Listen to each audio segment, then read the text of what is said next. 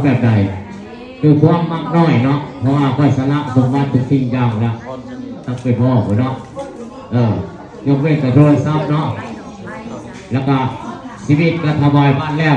ตั้งจะเป็นพ่อเนาะเพราะว่าตอนเป็นชาวกะลีเนาะเขาได้ศึกษามากอยู่ในหัวหนึ่งของหลวงปู่เนาะคือตำราซื้อหัวข้อคือ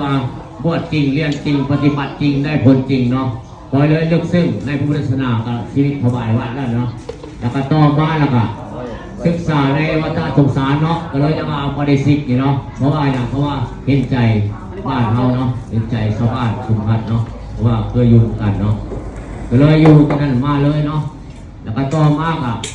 มันก็ไปตามกาลเวลาเนาะเปลี่ยนแปลงไปตามเวลาเนาะหรือว่าเพื่อสร้างไว้เนาะเพื่อฮอดยุคเขาให้เขาบูรณะซ่อมแซมเอาเนาะเอาตัวนี้เนาะจะเดินคน